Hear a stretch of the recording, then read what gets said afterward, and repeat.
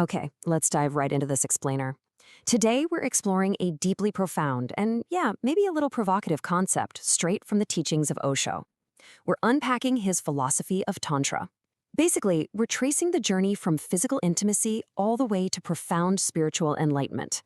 It's this intensely inward expedition that takes a basic biological function and, well, attempts to transform it into the absolute highest spiritual peak.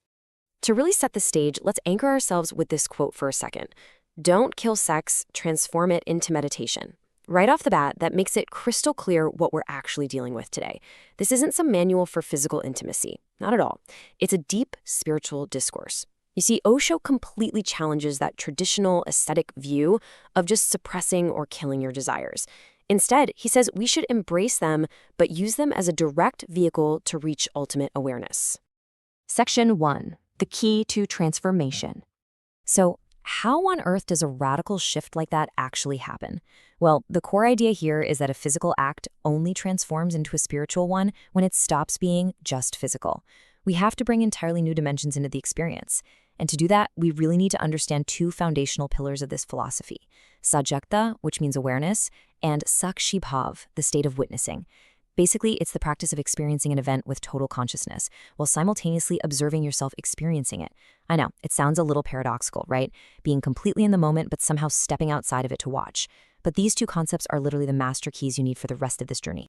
Section 2. From doer to witness.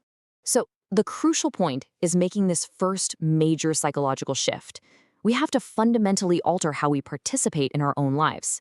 Usually, during intimacy, a person is just the doer. You're an active participant, focused entirely on the physical body. And hey, that's the default human mode. But Osho is suggesting something radically different: becoming the witness. It means you don't just see yourself as a body anymore. You're still actively participating, sure, but you also step back internally to observe the whole event unfolding. It's when you are both acting and watching that the physical act actually turns into the spiritual practice of Tantra. Section 3. Presence and mindlessness. Now, once you start to witness, the very next step is cultivating total presence. But we run into a pretty huge roadblock: the ordinary mind. Think about it. Our minds are literally always wandering. We're lost in our imaginations, obsessing over past memories, comparing things, or just feeling anxious about some end goal. In Osho's teachings, this constant wandering is the single biggest barrier to meditation. Now, contrast that with the meditative mind. This is all about total presence, pure experience, zero thoughts.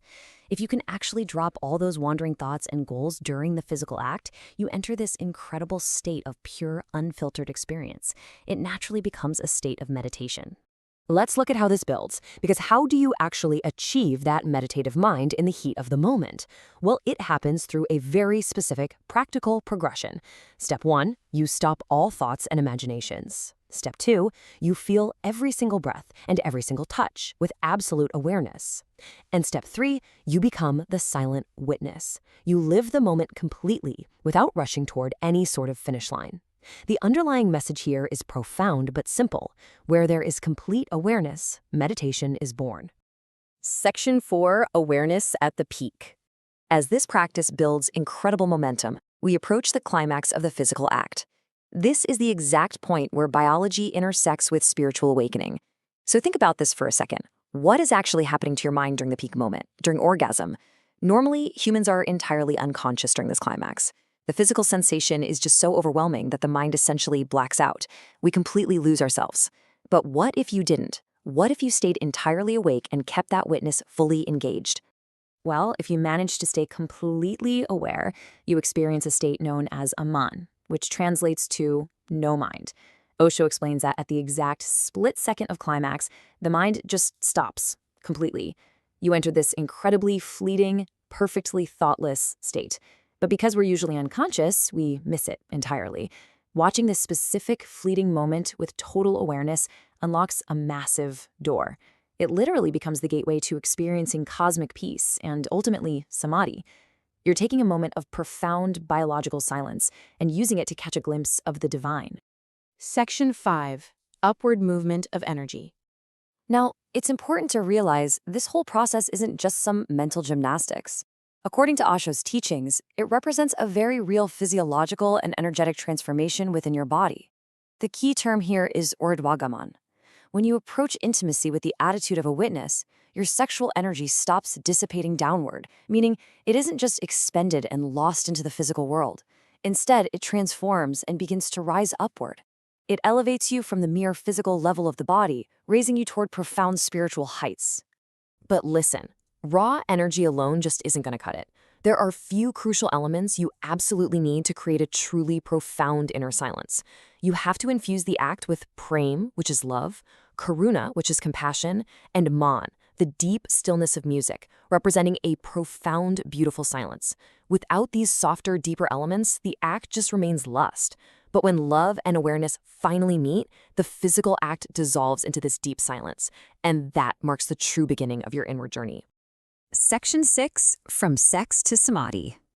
All of this exploration culminates in one incredibly powerful transformation. From Bhog, which is mere physical indulgence, to Yog, the ultimate spiritual union. From Sambhog, the physical act of sex, to Samadhi, the state of ultimate enlightenment. By just injecting awareness, love, and witnessing into our most basic biological drive, the entire trajectory changes. We stop wasting our energy, and instead, we ride it all the way to awakening. So I want to leave you with something to really chew on. Are you ready to stop being just a doer and start becoming the witness in literally every aspect of your life? Because if Osho's philosophy of Tantra teaches us anything, it's that the disciplined power of awareness can transform even our most primal physical acts into profound spiritual milestones. Just imagine what cultivating that kind of witnessing presence could do for the rest of your daily life. Thanks for tuning into this explainer. Keep learning, keep observing, and keep witnessing.